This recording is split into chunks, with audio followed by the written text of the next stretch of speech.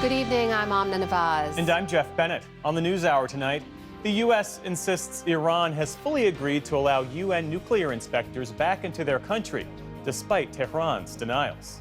A decade after Brexit, the United Kingdom takes stock of its vote to break from the European Union. I actually voted to leave, but obviously we were never told the truth as to what the consequences were going to be. Now the consequences are out. And how major changes to federal student loans could reshape repayment for millions.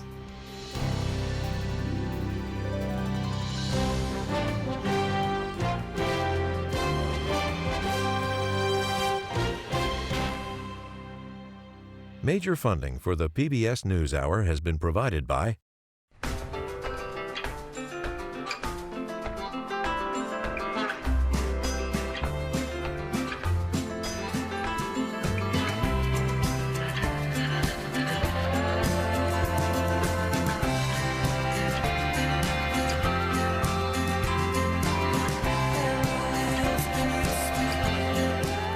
moving our economy for 160 years. BNSF, the engine that connects us.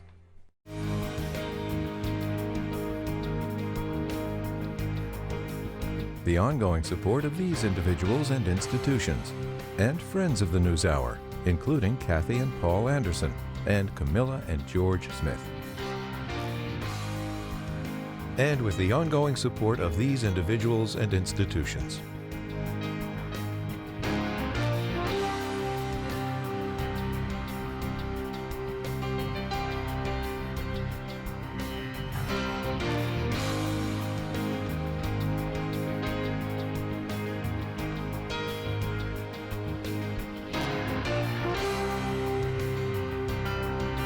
This program was made possible by the contributions to your PBS station from viewers like you. Thank you.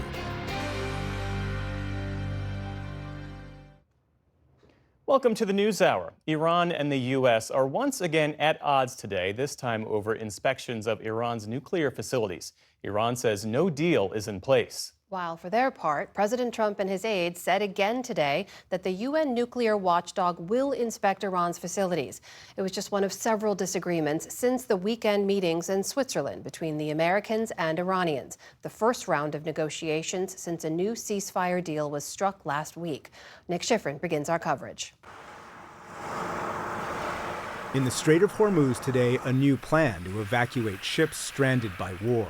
The UN and Oman say hundreds of boats, including tankers stuck in the world's most vital oil choke point, will soon have free passage. But Iran says the ships must register with a new Iranian insurance company, setting the stage for charging future fees in what Iran's chief negotiator called the new post-war order. Everyone should know that the administration of the Strait will never return to the way it was before the war. But that was just the first example today of the U.S. and Iran's public disagreements. No country is allowed to charge tolls or fees on an international waterway. Tehran and Washington also publicly disagreed on access to Iran's nuclear sites. There is no plan to let international inspectors back into the country, said Iran's foreign ministry spokesman.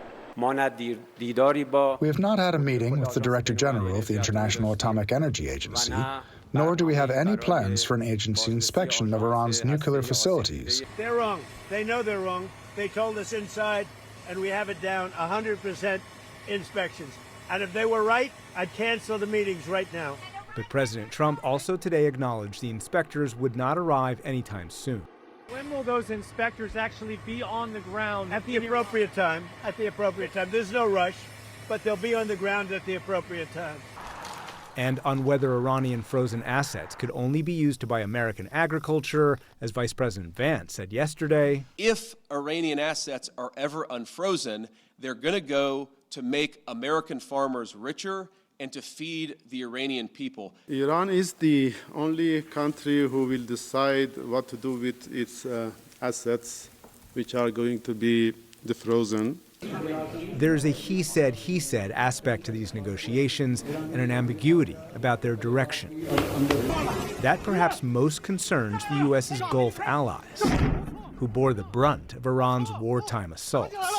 Tonight, Secretary of State Marco Rubio landed in the United Arab Emirates, offering reassurance and urging patience. All of our allies are on board with peace. Obviously, it all depends on the details of that peace as we work through, but it's a work in progress. Good groundwork was laid over the last 72 hours, but a lot of work remains to be done, and we want to hear from our partners. We want to make sure that their views are taken into account. Iranian officials also engaged in diplomacy today. President Masoud Pezeshkian visited mediator Pakistan, and Iranian officials insisted again any deal must include Lebanon. In southern Lebanon today, the fragile ceasefire between Israel and Hezbollah appears to be holding, allowing many displaced Lebanese to return to their homes. Like Tariq Marua, coming home for the first time in weeks.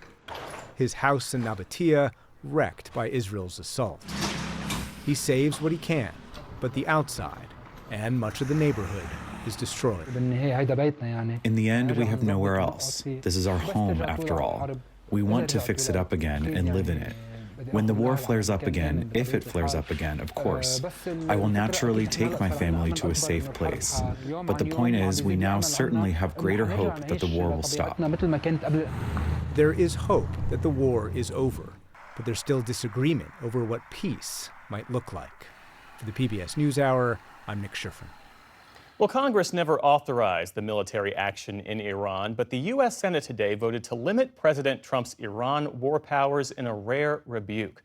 White House correspondent Liz Landers caught up with senators on both sides of the aisle on this issue of the Iran war and joins us now. So, Liz, what are Republicans saying about this 14-point agreement with Iran signed by the Trump administration and the ongoing talks? Yeah, so we've seen some fractures in the Republican Party on this conflict and on this agreement, and that was reflected in the conversations I had on the Hill today. I talked with Senator Tom Tillis. He's a lame duck senator retiring at the end of this year.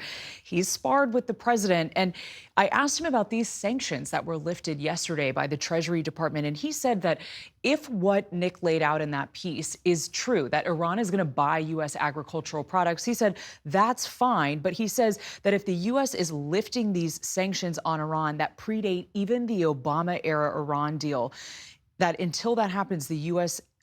until the U.S. is closer to a deal, he does not think that that's a good idea. Here's more on him being asked about whether this conflict has been worth it. Estimated $100 billion spent to date. 13 service members lost their lives. Over 360 people have been injured. That doesn't include the collateral and physical damage of our partners. If all we do is get back to the JCPOA, that would be an absolute catastrophe, in my opinion. In terms of the investment that we've made, I expect a much higher return than just getting back to where we were with different language. There's another part of the Republican Party, though, that wants to give President Trump the benefit of the doubt and time to negotiate this. I also caught up with Senators Rounds and Kennedy, who are a bit more wait and see. He wants peace. He wants peace in the Middle East. He's made that very, very clear. We've got to give the president an opportunity to get his work done, while at the same time making clear that none of us trust the Iranians. We won't know for 60 days. I think it's clear that the MOU is two things. Number one, it was an agreement to have the oil flow. And number two, it was a deal to try to make a deal. Meantime, Liz, you have the GOP-controlled Senate voting today to cut off the U.S. military campaign against Iran. They are approving this anti-war measure, followed by the Republican-controlled House recently. Bring us up to speed. This passed in the House recently, and then today the Senate took this symbolic vote. Largely, it is a resolution, so the enforceability of this is in question, and there were some senators who acknowledged that on the Hill today. But it is a rebuke of the president. There were 50 senators who voted for the measure, I should say, telling the president to end the war. And there were 4 Republicans that joined Democrats. There was one Democrat who voted against it, Senator Fetterman. But this did pass both of these chambers. Whether the president has any sort of enforceability on this, we'll see going forward. But this is a rebuke of him nonetheless. You also heard from Republicans in leadership today? Yeah, I spoke with Senator John Thune, who is the Republican leader. He, too, has had a few differences with the president of late. And I asked him about the congressional oversight aspect of this Iran deal. Here's what he told me. What is Congress's role in approving whatever comes out of this deal with Iran in 60 days? What do you hope the Senate will do. If there is some deal that is struck, I would expect at some point Congress would have some sort of vote on it. And whether that's a resolution of disapproval or something, I don't know the answer to that. I also caught up with Senator Wicker. He's the chairman of the Armed Services Committee, and asked him about that sanctions relief that Iran is now experiencing. He paused for a moment and said, "I don't think they're entitled to any sanctions relief whatsoever, and I'm disappointed." What about Democrats? What are they saying about all this? Democrats have been largely opposed to the war since it started, and also to this memorandum of understanding since this came out last week. I caught up with Senator Andy Kim and also Senator Angela also Brooks about these sanctions and overall their feeling of this MOU. Absolutely not a good deal. I mean, this is a good deal for Iran. This is a good deal for a brand new Grand Ayatollah who is younger and more hardened, more in line with the Iranian Quds Force. This is a strategic failure. And this is something that we're going to pay the price for. None of us trust, we cannot trust now and never trusted the leadership of this president who took us into a war without a plan, didn't know how to get us out of the war. And the people who are paying for this war are the hardworking people of America. Senator also Brooks acknowledged that as the party in the minority right now, the Democrats can't do too much, but she was encouraging voters, if they don't like what they're seeing with these policies, to go out and vote in November. So a range of views among lawmakers, and this is as the Trump administration is asking Congress for $80 billion, an extra $80 billion supplemental funding to pay for this war. There has been this reporting just that came out in the last 24 hours or so, and I asked President Trump about this in a very short phone call. I just got one question to him this morning on the phone, and I said, why should the American people support spending more money on this conflict, and why is this costing so much? He told me, quote, because Iran will never have a nuclear weapon. It's simple. Iran will never have a nuclear weapon. That's not costing much at all. That's very cheap compared to what we're doing. Iran will never have a nuclear weapon. Iran will never be able to use a nuclear weapon. And if you don't do it, then they will have a nuclear weapon, and then you'll see real money.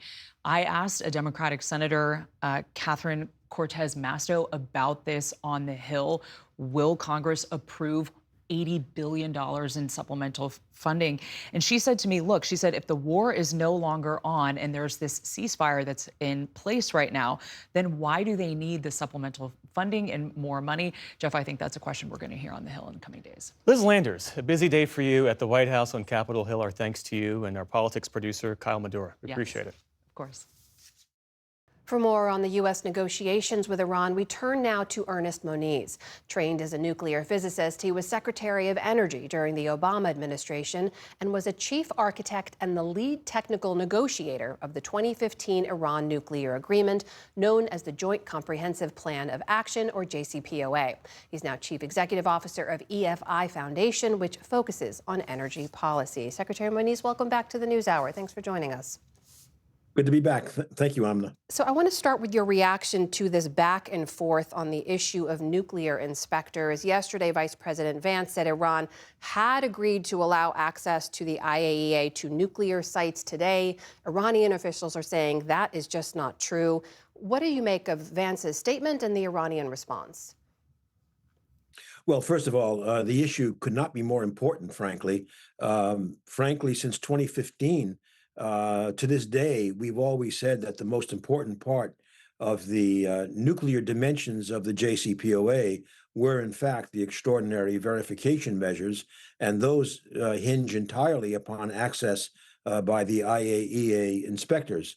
So when the vice president says that the inspectors can come back into Iran, that's not so special, nor is it special that they have access to the Iranian declared nuclear sites. That's important.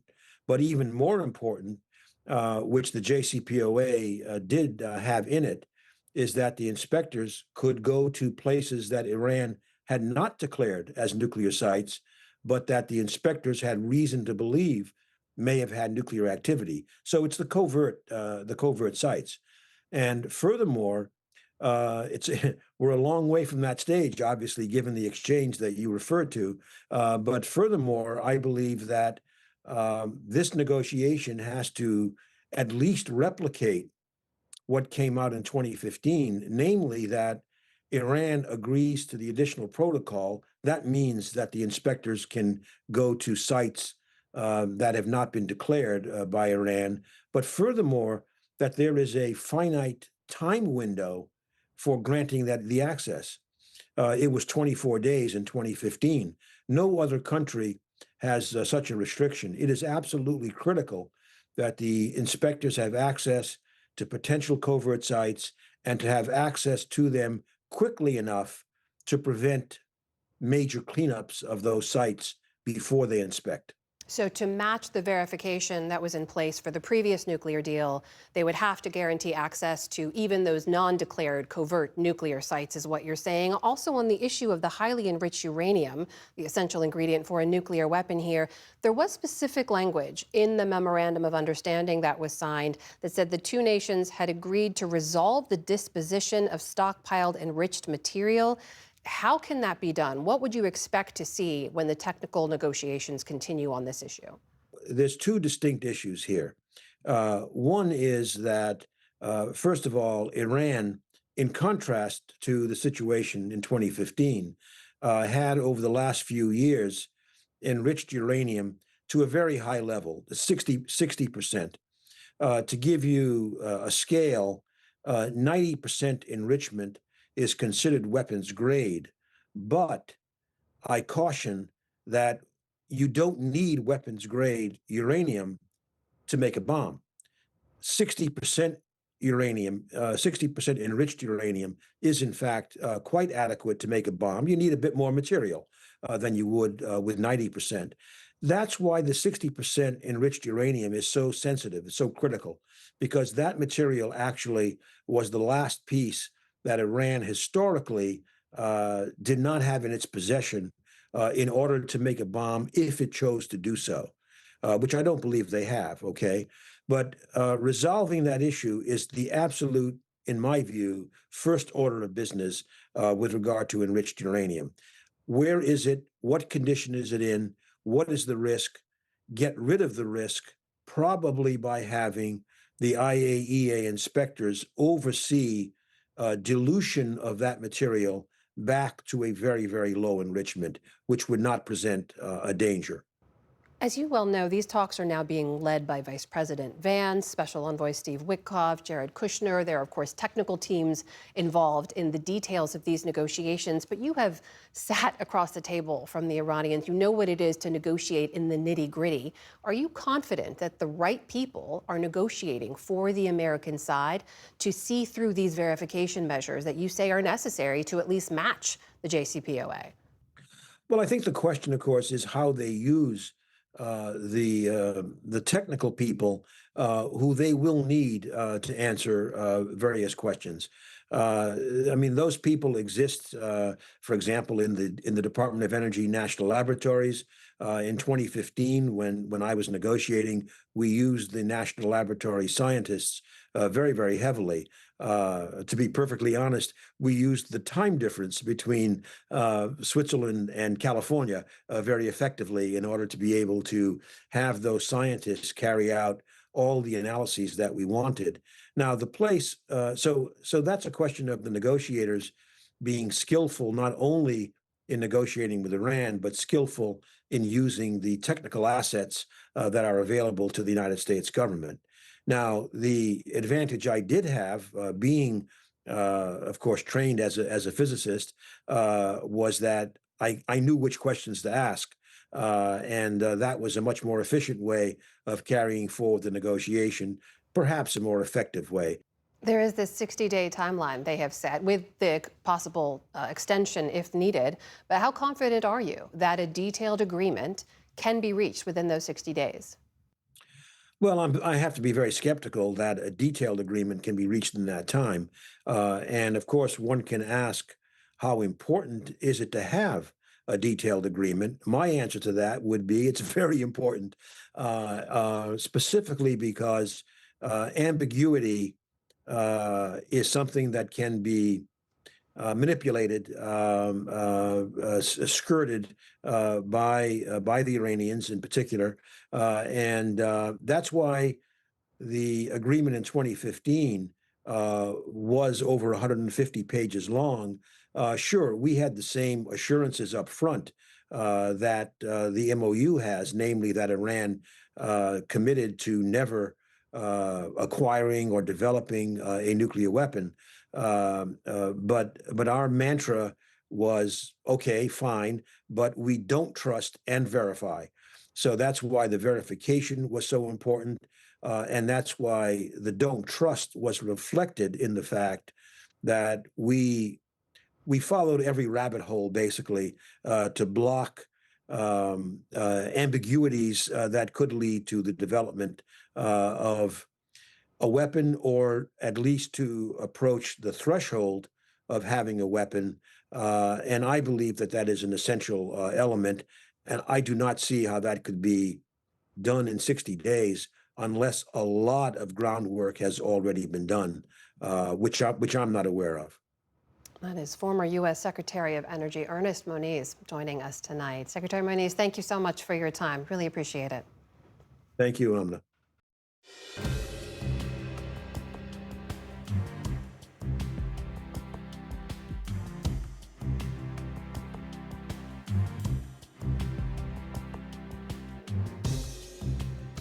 In the day's other headlines, the U.S. Supreme Court today ruled against a former Louisiana inmate who attempted to sue prison officials for shaving off his dreadlocks. In a 6-3 ruling, the justices found that Damon Landor, a devout Rastafarian, could not sue for money even if his religious rights were violated.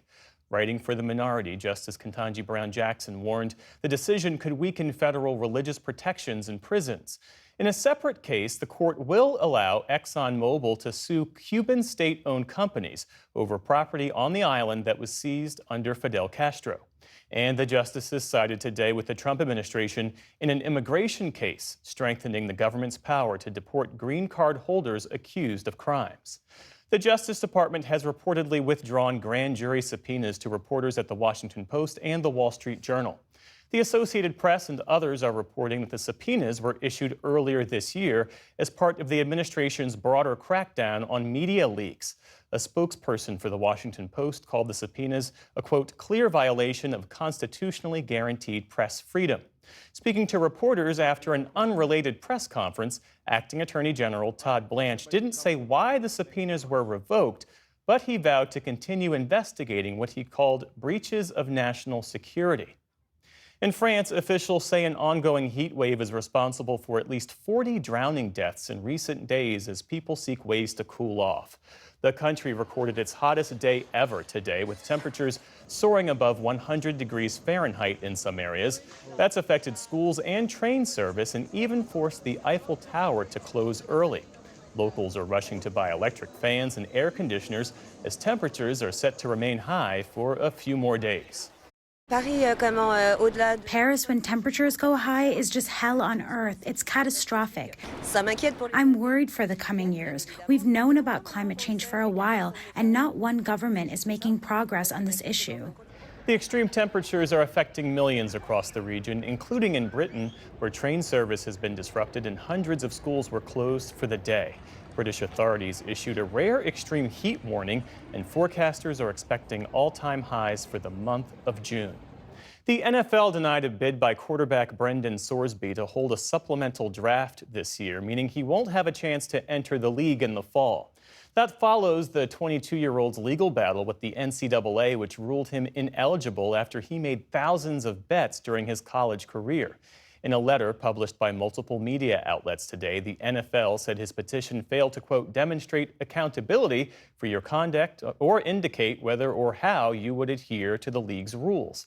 The NFL instead encouraged Sorsby to try its regular draft next year. His lawyer called the decision unlawful.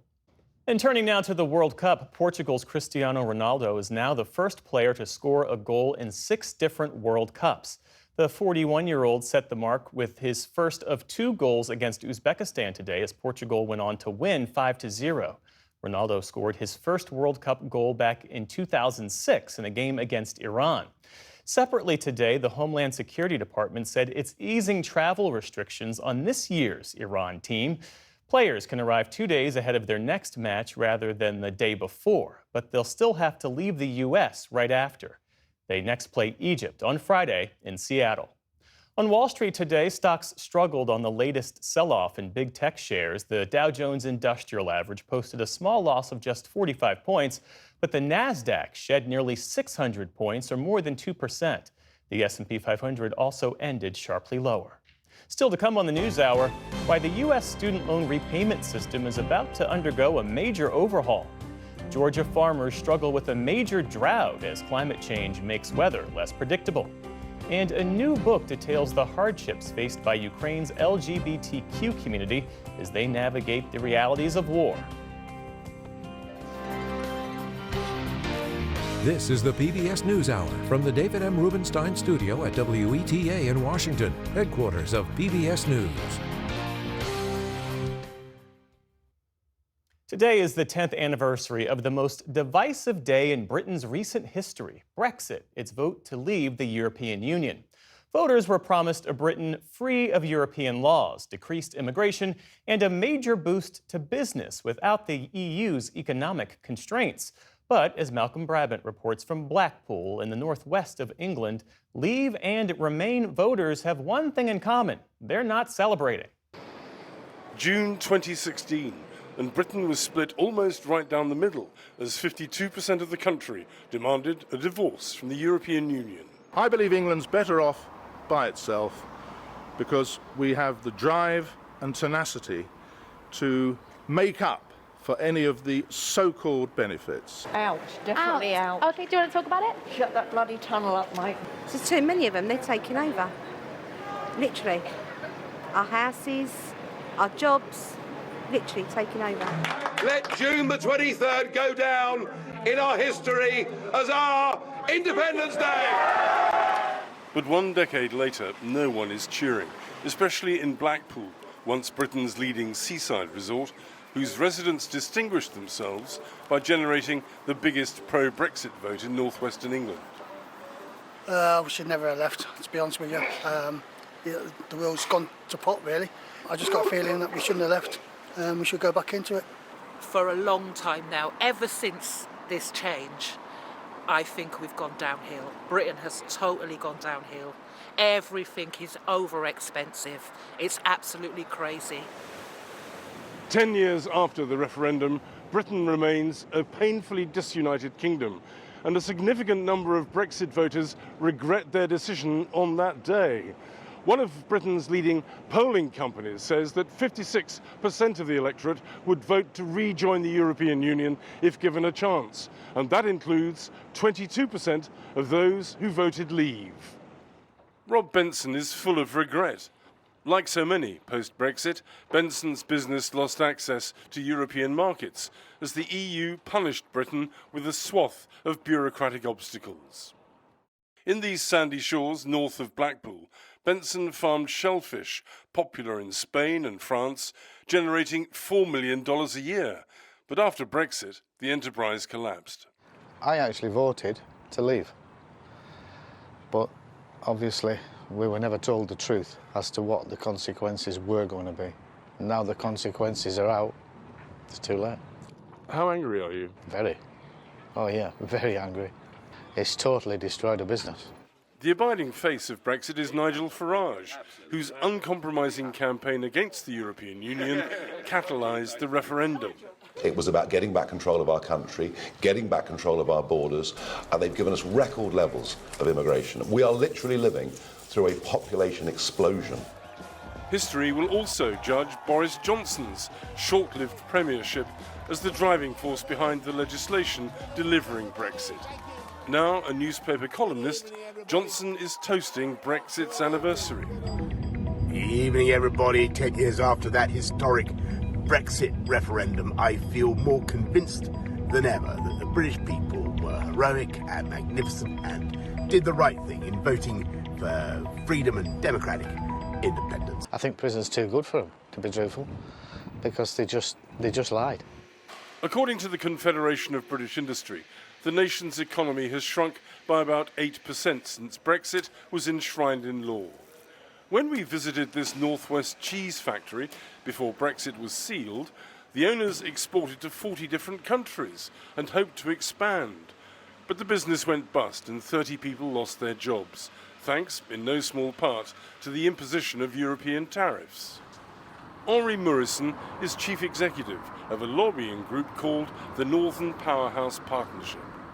The economic evidence is pretty clear that our businesses have suffered from lack of access to European markets. So having left the single operating economic model of the European Union, we now have more barriers to trade, and that has definitely held back businesses here.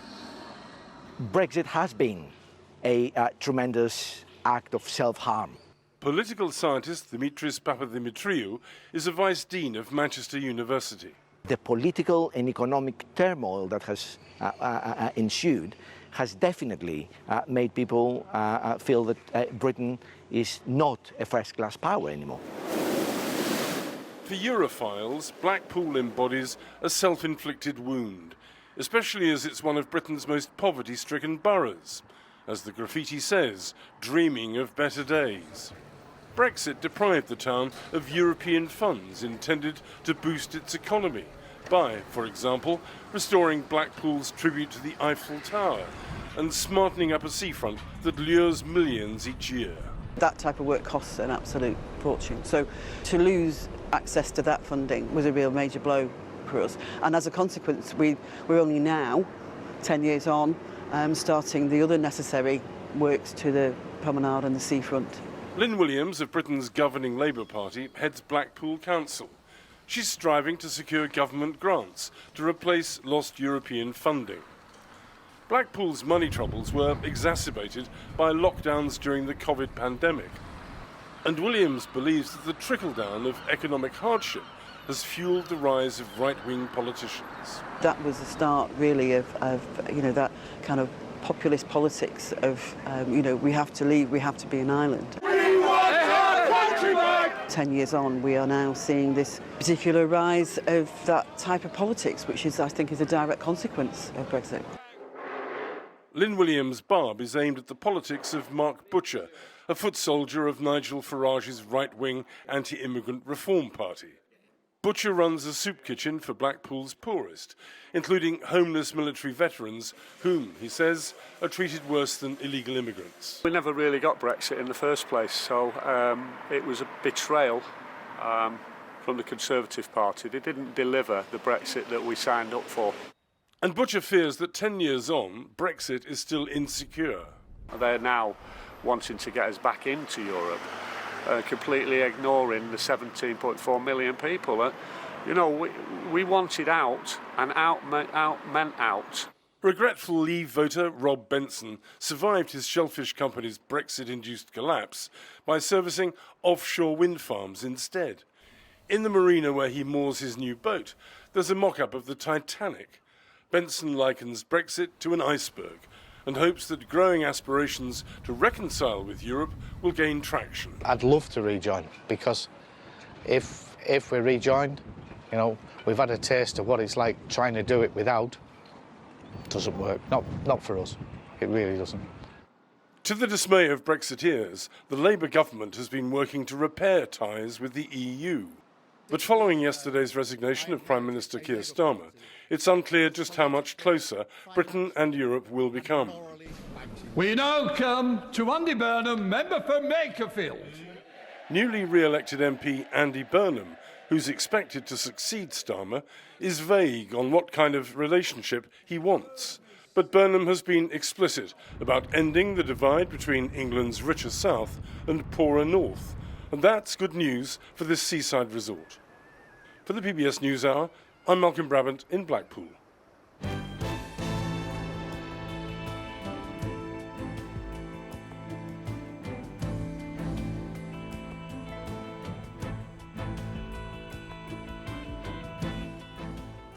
Federal student loans will undergo major changes starting July 1st.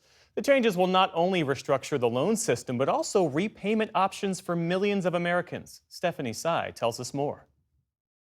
Jeff, some borrowers might see higher monthly payments. Others will have to deal with stricter caps on how much they can borrow, and there will be fewer loan forgiveness options. 4 key revisions include an increase in interest rates for most loans. One benefit, a discount of 1% for eligible borrowers who enroll in autopay. The elimination of the Biden-era SAVE plan, which affects 7.5 million borrowers, and new borrowing caps for graduate and Parent Plus loans. For more on how all these changes will further impact folks and their finances, I'm joined by Danielle Douglas-Gabriel, national higher education reporter for The Washington Post. Danielle, welcome to the NewsHour. So let's jump right in with this new discount being offered to borrowers. Is 1% going to make a dent for a lot of folks? What should we know about that benefit? Certainly over the lifetime of the loan, it does make a difference in terms of how much you end up paying. Unfortunately, this is only good for 2 years for people who are hoping that this is for the life of their repayment cycle, but it could make a significant difference for people who have higher interest rates and for people who have larger loans. So it's worth looking into. So a big question is what happens to these 7 million folks that were on the Biden-era SAVE plan? That ends on July 1st. Critics of this plan, of course, said it overpromised, it was too generous, but millions of borrowers planned their budgets around it and saw those monthly payments skyrocket.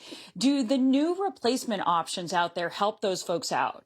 For some borrowers, it won't be that much of a difference in their repayment plan, but for many borrowers, it could be a pretty significant jump in their bill. Keep in mind that almost half of the people who were on that SAVE plan had incomes low enough that they qualified for 0 monthly payments. That's not going to be the case on the payment plans that they'll have to switch into. Even with the new repayment plan that's coming online July 1st, you still have to pay $10 a month. And there are a lot of borrowers I've spoken to who said that they certainly cannot fit another payment in their household budget at this time when they're dealing with inflation in grocery prices, gas prices, and the like. So it's going to be a tough road ahead for some borrowers who are on the lowest income of the SAVE plan. So would you expect that you would continue to see defaults on student loans go up, as we've been seeing for the last few years anyway? I think there's a real risk of that right now. We have a pretty high delinquency and default percentage at this stage. I think there are about 9 million people who are in default on their student loans, who are behind by several months. And a lot of economists are worried that switching all of these borrowers out of SAVE and just people moving into some of these new repayment plan options could increase that spike. Certainly, the Department of Education is trying to get the message out. They have been emailing borrowers. They have been notifying them of these coming changes, the need to switch out of SAVE for several months. I do think that this interest subsidy that's in play for 2 years, the auto pay, is another way to try to encourage borrowers to go back into consistent repayment and to stay current on their loans. Will it be successful? I think it's too soon to tell, but it's certainly something worth watching as over the next 6 months as we start to see borrowers migrate out of some of these plans into some of these newer options. Danielle, I'm hearing a lot of borrowers online, especially expressing their frustrations that they really don't know what to do next, that they don't really trust the system anymore, and that they feel like the rules have changed enough that they're not sure what to do. Here's what one woman said on TikTok. I have no idea what the heck I'm supposed to do. I'm going and looking at some of these repayment plans, and some of them look a little insane. Some of them not terrible, but I don't know what I'm committing to. And then I'm trying to get online and get more information. None of this stuff makes sense to me. So this new repayment assistance plan, or RAP, has been described, as you know, by the Department of Ed as a simpler income plan. Is it simpler? Income repayment plan? Is it simpler? And will the new system help or further hurt low-income borrowers? I think that's debatable. You know, certain features of the RAP plan, there has been research that shows, especially I think coming out of American University, that some lower income borrowers, because of an interest subsidy that's attached to the RAP plan, where if you make consistent monthly payments on time, The government will pay whatever unpaid interest is still accruing on the loan. That could help some low-income borrowers pay off their loans faster. But there's also a great concern that because of the structure of the plan, you could see a rise in defaults and delinquencies for low-income borrowers who simply cannot even keep up with the $10 payment, which is a possibility and a reality for many Americans. So it's difficult to say if it's so much easier than what has existed. It is certainly not as generous as what SAVE was offering, which was much lower monthly payments and a much faster path to forgiveness. But this is effectively the government trying to split the difference to help people. But we certainly could see a lot of people repaying their loans for longer. Keep in mind that under this new income-driven repayment plan, it'll take 30 years of payments before you see the remaining balance forgiven. That's different than the 20 or 25 years that currently exist. And that's definitely different than the decades worth of payments that SAVE was willing to let borrowers off for if they had low balances in total. So this is not quite as generous as what we've seen in the past. In some ways, it is very beneficial to some populations, but it could be very detrimental to others who have in the past and may continue to struggle in repaying their student loans. Quickly, Danielle, can you talk about loan forgiveness and where that stands? It still exists certainly for public servants through public service loan forgiveness. The existing income-driven repayment plans also have a forgiveness feature that is still in play, oftentimes after 20 or 25 years of repayment. So that is still an option for borrowers, just not quite as widespread as what we'd seen in the past. That is Danielle Douglas Gabriel with the Washington Post joining us. That was very helpful. Thank you. You're welcome.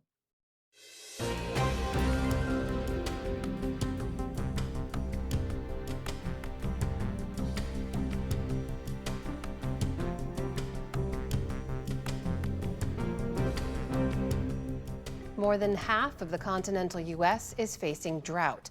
Meanwhile, in just the South this year, tens of millions of people have been under flood watches. These extreme weather conditions can have major impacts on farmers and their crops at a time when they're already facing high production costs. Paul Solman recently traveled to southern Georgia to hear from some of those farmers. It's part of our continuing series, Tipping Point. In southeast Georgia, the Berry family, farming for generations. Their grandpa, a sharecropper. But this spring, drought. Your dad said he's never seen a drought like this before. Right. Have you? No, not in my lifetime, I haven't.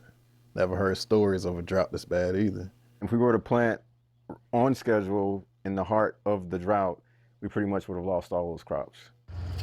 170 miles west, the opposite problem. At the 2,400-acre Longleaf Ridge farm, run by sixth-generation farmer Casey Cox Kerr. I wanted to come back and build on the foundation that my parents had built. She too faces drought, though her part of southern Georgia finally did get rain a few weeks ago. But it was a downpour that menaced the crops. Not only does it drown some of the plants, it also creates disease and pest problems. We're seeing wetter wets and drier dries, and that can be a big challenge with what we're experiencing on the farm. Wetter wets, drier dries. You won't be surprised to hear this has something to do with climate change. It's affecting precisely those things that people depend on for their livelihoods, their food, their water supplies. These are essentials. Rachel Cletus of the Union of Concerned Scientists. Climate change is making these more frequent, both the short duration kinds of droughts that we're seeing in some places, but also the longer mega droughts like the Southwest is experiencing. The unpredictability of it, the extremes, both the droughts and then the whiplash with extreme rainfall events, that makes it very difficult to plan for these kinds of conditions. During drought, Ag Professor Wes Porter of the University of Georgia says the local soil compounds the problem. If you look in our region where we're at now in southern Georgia, we have a really sandy soil. So sandy soils can't hold a whole lot of water. So what that means, we actually evaporated out significantly higher amounts of water than what we had received back in. So we were looking negative. Meanwhile, those farmers now face punishing costs like diesel, spurting up almost 50% since the end of February. And some 7 in 10 farmers say they now can't afford rising fertilizer costs. I mean, now we would normally be at market already, and we haven't been. Things just aren't ready. Now, both guys work full-time jobs. Tony at the Port of Savannah, Cedric's an electrician. How much time do you get to spend here as opposed to on your regular jobs? For me, 2 to 3 days out of the week. And for you? Evenings and weekends. They help finance the farm with their salaries. The drought upped the cost. The Berries usually sell hay, for example, had to hold some of it back to feed their cattle. Their own pasture parched dry. $10,500 in lost sales. Fertilizer, fuel, those things like that. That money would have covered that for sure. Is that $10,500? Is that a substantial hit? Yes, sir. I mean, if you want to give me $10,500, I ask you that question. Tony Berry grew up a city boy in Savannah and never dreamed he'd wind up down on the farm. But with cousin Cedric, we just naturally came together and it's like, okay, well, let's follow the family tradition and do this. Back across the state, tradition brought Casey Cox Kerr back too. Like most things, a little bit of time and perspective made me realize how unique this farm is and how special it is that I get to do this. But with a changing climate, what hope is there for family farmers? This technology is very vital to survival. Technology, like precision irrigation. At a University of Georgia research park, B.J. Washington and team are helping farmers conserve their water. You can program how much water you put out. You can program where it needs to start and stop in the field. You can speed it up or slow it down within the field to put out more water or less water. You can do all that from this panel. Those big circles you see from your airplane window seat, created by center pivot irrigation rigs like the ones here, sprinkling water over crops slowly and evenly instead of spritzing it all at once. And these soil moisture sensors let the ground itself signal just how much soaking it needs so farmers don't overwater. Given the drought, it's a huge deal because we want to be as efficient with irrigation as possible. We don't want to waste water. We don't want to irrigate if we don't need to. We could not grow what we grow without irrigation because of just the frequency of drought. The new irrigation systems, new technologies, we're taking the steps that we're able to take to mitigate the risks that we can. We have to focus on what we can control. Which made me wonder, why isn't everyone doing this? One obvious answer, it's not cheap. The irrigation rigs cost at least $90,000. The sensors up to $2,500 each. But, says Professor Porter, it looks like a big cost, but it's costly for us to misapply our irrigation. It's costly for us to lose yields because of that, right? And so I have a lot of return on investment data that show that anywhere from, on the low end, $20 to $30 per acre, all the way up to $150, $200 per acre return for utilizing advanced irrigation scheduling. And that's per acre. So maybe data will get the nation's farmers to change their ways, and maybe farm tech will stay ahead of further climate changes. Man, we've got this. We can adapt, we can change. We've been doing it for a long time. The way we farm today might look different than the way we farm in 100 years. But I'm hoping that the work we're doing today is helping build a foundation. And in the long run, Rachel Cletus says, there are policy steps worth considering. We should, as a nation, not leave farmers on their own to deal with this, whether they can afford it or not. We've got to invest. We have to make sure that farmers are aware of the options that might be there and that they get grants or low-cost loans that they can maybe install some of these technologies on their farms if they need them.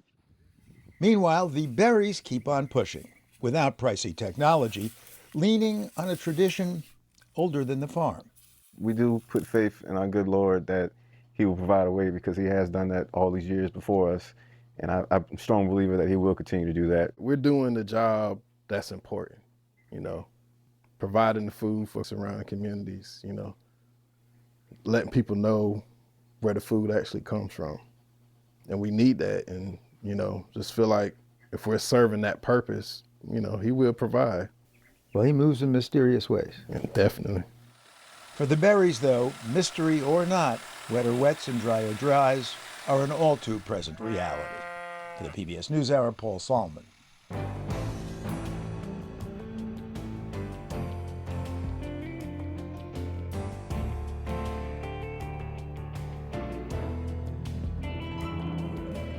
It has been more than 4 years since Russia launched a full-scale invasion of Ukraine. And while the war has affected the daily lives of nearly all Ukrainians, life has been especially challenging for members of its LGBTQ community. Author and photojournalist J. Lester Fader's recent book chronicles some of those lives. Here's our conversation with him. My name is J. Lester Fader. I'm a reporter that's primarily been a foreign correspondent, and I'm the author of The Queer Face of War, Portraits and Stories from Ukraine. LGBT people have been targeted in wars in well-documented ways, going back at least as far as World War II, but we don't have a lot of stories about what actually happened to them, because in most wars it hasn't been safe for LGBT people to speak publicly. So when the war in Ukraine began, I immediately went over there to begin interviewing people to find out what issues they might be having. And we were particularly concerned because Russia had used so much anti-LGBT propaganda that they might be targeting queer Ukrainians on the ground. I did not plan to do a book or to do a photo project. I assumed, like the reporting I'd done in Afghanistan or Iraq or Syria, that people would not want to be photographed or even necessarily share their full identities. And I asked people if they could be photographed really as an afterthought, but people started saying yes. And when a number of people had said yes, I realized that I was building what I think is the first visual history of a queer community in war. So there isn't one LGBT experience of war. There are many. And one of the reasons why I chose to do the book as a series of vignettes of individual people was to capture this range. I talked to one guy who was in the army as a cook. Another, I talked to drag queens in the military administration supporting armed forces. And then there are the soldiers that are in the trenches and really fighting directly. And that's everything from Viktor Pilipenko, who founded the LGBT military organization, has spent most of the war on the front lines, and has been quite accepted and celebrated for his work, to a woman named Amelia, who was transgender, joined the military initially because she thought it was the only way that she could afford gender-confirming surgery. And then when she did finally start transitioning after being an intelligence officer and spending 10 years in the armed forces, her commanders stripped her of her security clearance, and ultimately she was forced to leave the military altogether. And this made me think a lot about the fights over gay people being able to serve in the military when I was a teenager, and today the Trump administration's efforts to remove trans people from service. It's really important for marginalized groups to be able to serve in the military because it is a way of demonstrating that there is an ability to bear the full weight of citizenship, and therefore they're entitled to the full rights as citizens. And that denial of service is saying that marginalized people are somehow less than other citizens. They're not truly equal, and therefore can't make those demands. And it's not just the queer community that has recognized this, but I also think about the civil rights movement and African-American soldiers coming back to the United States, and that being a real spark that helped mobilize the civil rights movement here. The treatment of queer people, like the treatment of all marginalized groups, is a real measure of the health of a democracy. One of the values of democracy and pluralism is that it has room for many different kinds of people, and everybody can still be full citizens even though they're not the same. Ukrainians are not different from Americans or Europeans, and that the fight that they are having to remain safe as a queer community in a democracy that supports their rights is a global struggle, because the model that Putin has perfected of using homophobia to attack democracy is something that we are seeing in otherwise healthy democracies all over the world right now. One of the activists that I spoke to said, there's really only two options here. Either Ukraine will be a democracy and LGBT people will have rights, or it will be a dictatorship and no one will have rights. And I think that really captures the stakes for today.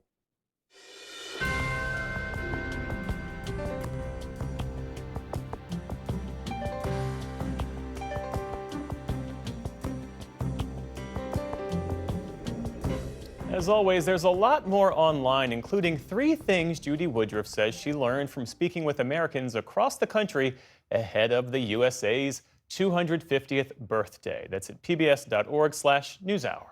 And join us back here again tomorrow night when we'll have the latest on primary battles that could shape control of Congress. And that is the NewsHour for tonight. I'm Amna Nawaz. And I'm Jeff Bennett. For all of us here at the NewsHour, thanks for spending part of your evening with us. Major funding for the PBS NewsHour has been provided by the William and Flora Hewlett Foundation. For more than 50 years, advancing ideas and supporting institutions to promote a better world at hewlett.org.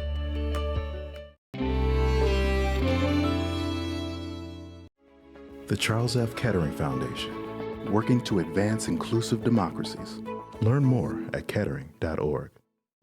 The Gordon and Betty Moore Foundation, established to create positive outcomes for future generations.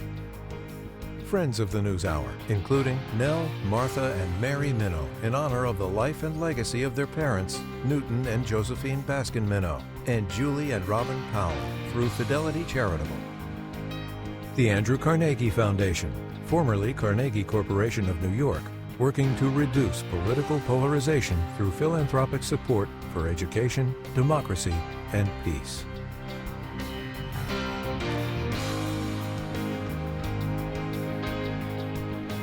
And with the ongoing support of these institutions. This program was made possible by the contributions to your PBS station from viewers like you. Thank you. Our world is changing rapidly. The Greenland ice sheet is contributing 20% of our sea level rise. Join host William Brangham and a panel of experts as they break down the latest advances in science, health, and technology. We're already seeing people texting and talking with AI chatbots. What do you make of this trend? We need to have firm lines. We need to not be manipulated into thinking things are humans when they're not. Horizons, weekends on PBS and streaming.